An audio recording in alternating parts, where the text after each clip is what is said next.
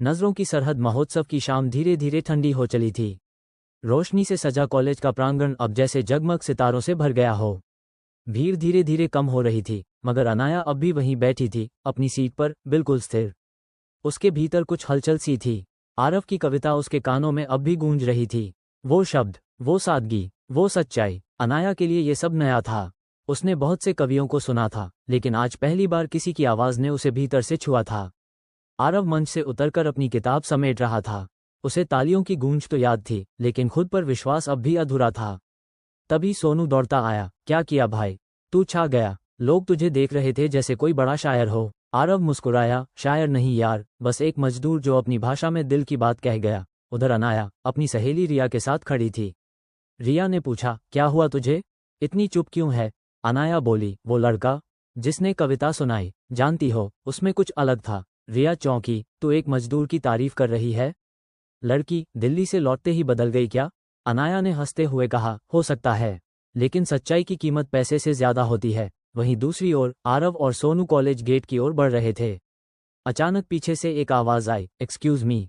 दोनों ने पलटकर देखा। अनाया खड़ी थी, नीले सूट में, हाथ में मोबाइल, चेहरा हल्की मुस्कान से भरा। आरव थोड़ा घबरा गया, मगर कुछ बोला नहीं। तुम्हारा नाम आरव है न? उसने पूछा। जी, आरव ने धीरे से कहा।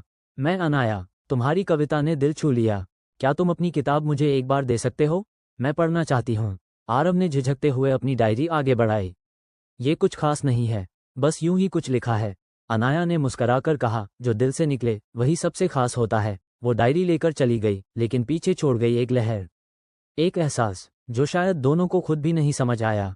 सोनू ने धीरे से आरव की ओर देखा और फुसफुसाया, लगता है कहानी शुरू हो गई है भाई। आरव कुछ नहीं बोला, बस दूर जाती उस लड़की को देखता रहा, जैसे उसकी जिंदगी की किताब का पहला पन्ना अनाया के हाथ में चला गया हो। अल्फाजों की खामोशी, रात का सन्नाटा शहर के ऊपर चुपचाप छा चुका था। अनाया अपने कमरे में बैठी थी, खिड़की से आती ठंडी हवा उसके बालों से खेल रही थी। सामने टेबल पर आरव की वही पुरानी सी डायरी खुली थी। उसका हाथ पन्नों पर था, लेकिन उसका मन, वो शब्दों में डूब चुका था।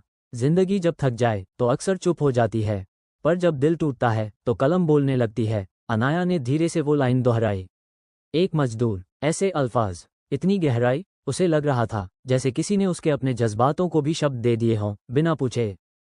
दूसरे दिन कॉलेज में सब कुछ पहले जैसा था, लेकिन आरव के लिए नहीं। सोनू उसे खींचते हुए कैंटीन की ओर ले गया। भाई, तू हीरो बन गया है। कुछ लड़कियां तुझसे डायरी मांग रही थीं। एक ने तो कहा, हैंडसम भी है। आरव हंस पड़ा, हैंडसम? मुझे देखकर? भाई, तेरी आंखें बोलती हैं। तू बस समझ नहीं रहा। आरव ने हल्की मुस्कान दी, लेकिन सच तो ये था कि उसका ध्यान अब भी उसी एक मुस्कान में अटका था, अनाया की मुस्कान में। दोपहर में लाइब्रेरी की सीढ़ियों पर बैठी अनाया अब भी डायरी में उलझी हुई थी। तभी रिया आई। यार, अब तो बता भी दे, क्या है इस डायरी में? अनाया ने पन्ना पलटा और कहा, ये बस कविताएं नहीं हैं, ये किसी की जिंदगी है। वो लड़का, वो सिर्फ लिखता नहीं है, वो जीता है हर शब्द को। रिया ने चुटकी ली, तो अब तू आरव शायर के फैन क्लब की प्रेसिडेंट बन गई है क्या? अनाया ने जवाब नहीं दिया।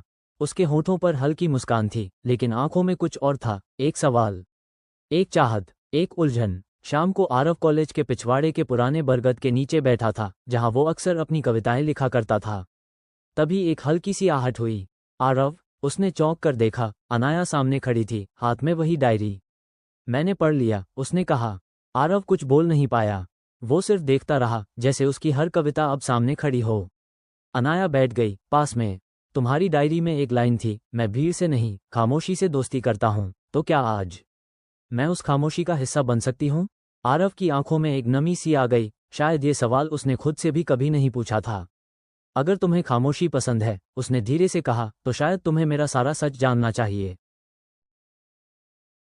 और वहीं से आरव की कहानी खुलने लगी। उसकी जिंदगी, उसकी मजबूरी, उसकी माँ, उसकी मजदूरी, और वो सपना जिसे उसने कभी किसी से नहीं कहा। तो हेलो एवरीवन, यह कहानी आपको कैसी लगी? अगर अच्छी लगी हो तो चैनल को सब्सक्राइब कर लें और अपने दोस्तों के साथ शेयर करें, और जो भी त्रुटि है कमेंट करके ज़रूर बताएं। जय हिंद, जय भारत।